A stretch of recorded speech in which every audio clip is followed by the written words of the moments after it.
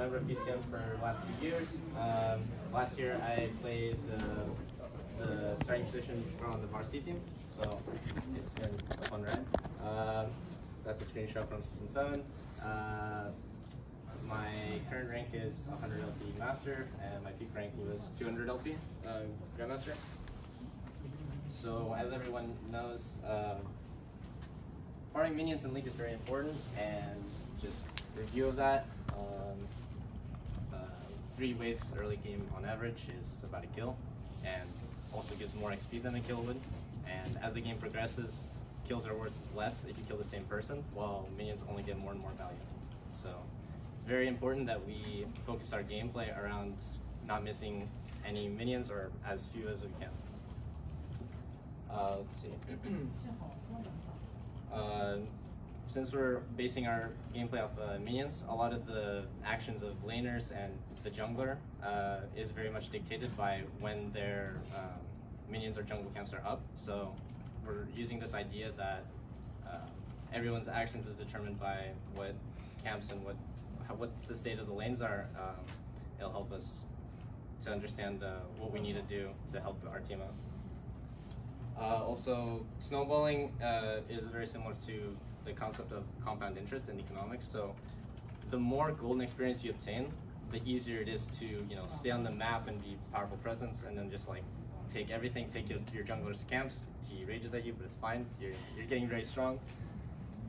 That kind of stuff. Minion wave states. So basically, minions are the AI by Riot. They're gonna do a certain set of actions, but League players over the years have figured out patterns that happen when waves are in certain positions, and so I'll be talking about these. And players have gotten really smart and can manipulate the waves in a way that benefits them and their matchup, or they have a lead, so they want to push that lead.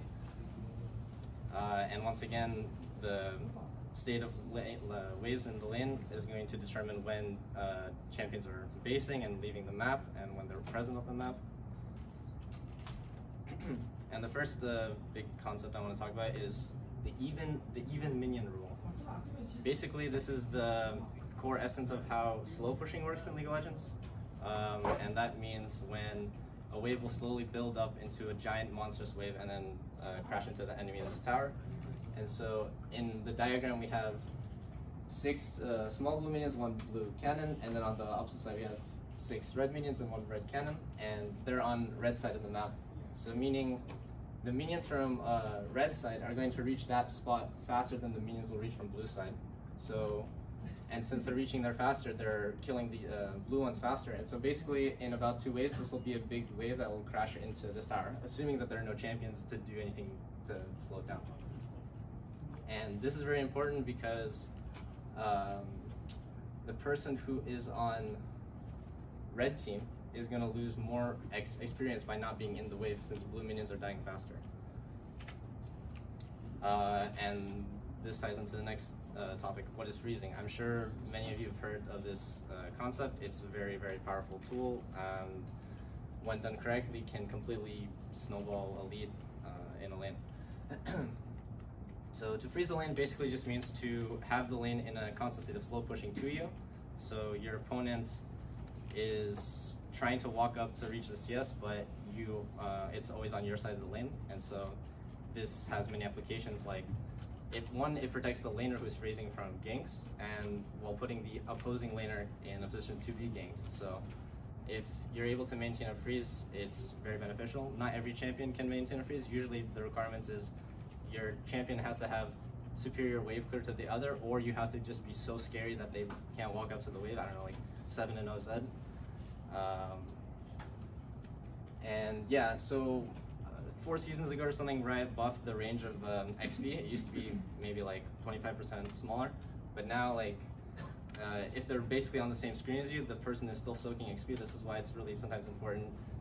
New players take that like the XP in the menu, because then you'll see if you're in range of minion XP, and that's what someone who's behind in the lane will do. They'll just like sit on the very edge, but they can't interact with the wave. Okay, freezing. So the next thing I want to talk about is tempo. Tempo is a pretty advanced concept in League, but basically it just means the pace of the game. And if you're the stronger person, stronger laner, stronger team, you want to be controlling the tempo of the game. And this means basically pushing your lead when you're able to. And two quotes I want to talk about. Playing on tempo is basically equivalent to saying min-maxing. So a character playing on tempo is using their champion's kit and their abilities to the fullest extent that they can. An example of good tempo is when your mid laner is one-shotting the wave with one ability. That means that, you know, they're strong relative to the state of how strong minions are, and so they're able to just fly through laning phase because they're playing on tempo. The other thing is keeping the tempo up. This describes, so when, say, you're winning a league game and then things start to slow down, people aren't really sure what to do next. That's an example of like tempo being lost. The game is slowing down and for no reason. So when you're very attentive and know exactly what to do next, you keep the tempo up and you keep pressuring your opponent, not giving them a chance to come back. Having superior tempo increases the control you have over your lane. What is priority and why is it important? So this is a funny topic amongst Halo players because they'll constantly complain when someone doesn't have priority over their laner. So a jungler complaining that their mid lane never rotates, or I don't know, ADC saying that the support is never in their lane. But the idea of priority is that you have first action over the opponent that's not in your immediate lane. So basically, you've done all the things you needed to do in your lane, and now you're ready to move and help someone else. All of the times this means you push the minion wave towards the other side of the map, and the opposing laner has to deal with that minion wave, but you're already ready to move. So setting up this situation is key to effectively having priority. And I have this nice little cycle diagram, and I have, I guess, a good example to pair with it. Let's say we have a situation where we have Akali versus Zed in the mid lane. Both champions are level 2, but Akali, by her champion's design, has much scarier level 2. So just by this matchup existing, it's already a micro lead for the Akali. If the Akali chooses to, she can abuse this advantage and make a choice of either walking up to hit the minions and take damage or take a bad trade, or she can zone him off the wave and only allow him to Q the wave, which means she's there auto-attacking the wave, and so she has priority on the wave. Or I shouldn't use that word yet, but basically what she's already established is she has better tempo than Zed, because she is dictating what Zed can or cannot do. And since she's dictating what Zed can or cannot do, she can choose to turn that tempo into priority. So she is hitting the minions, and therefore she hits level 3 first before the Zed.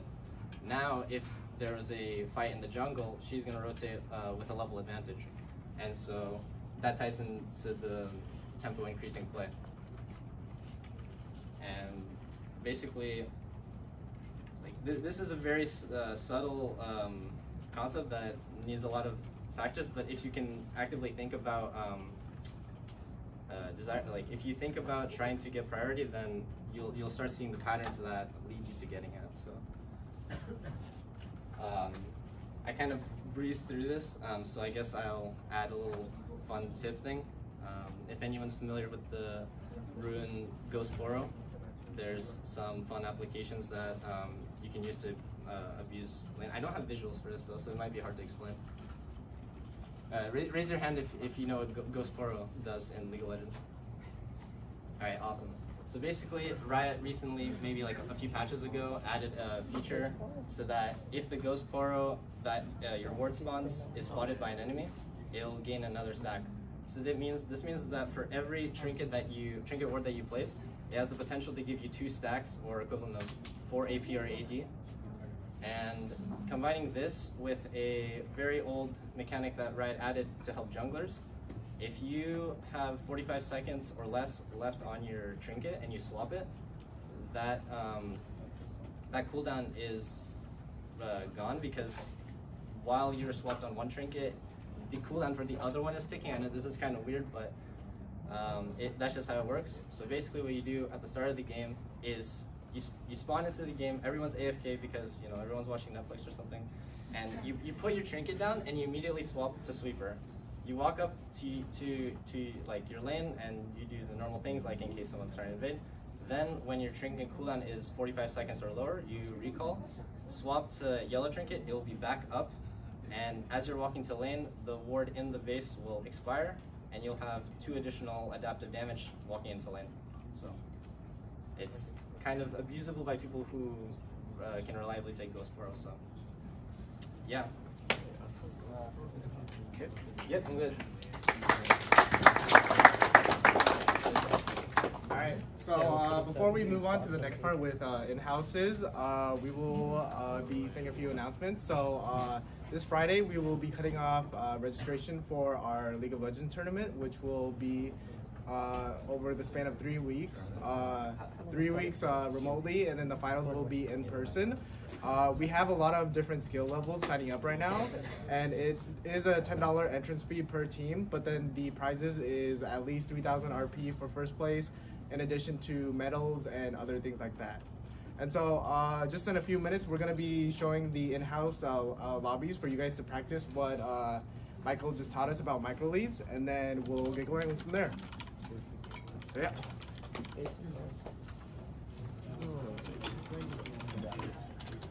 And so right now, could everyone actually log on to their account, get onto Discord and onto League? You're thinking how do we get on Discord? You have to type it in onto Discord.